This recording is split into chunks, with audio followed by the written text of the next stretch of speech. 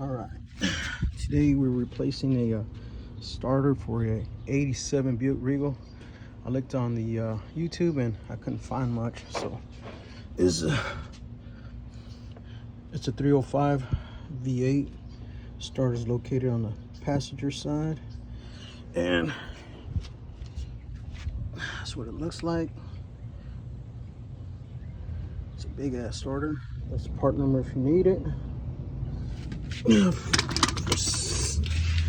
$67, it's not bad.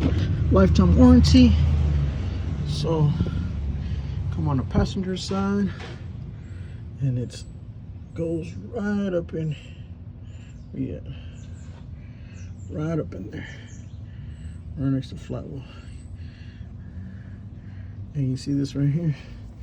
These are the only two screw holes down right there that you need to take off, which are going to be this bolt here, and then this other bolt here. And you'll need one of those, and the socket is going to be a 9/16. You see it? Yeah, 9/16. And it's fairly easy to come out. It's just a little heavy, but you know, it can be done. All right. And the reason why I took mine out is because the solenoid went bad on it.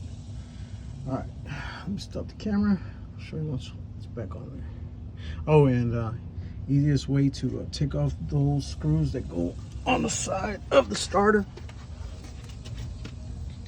which would be these right here. Remove the tire, and it's real accessible through right here. Yeah, you gotta move this, you know. And the size to take that one off, it's gonna be a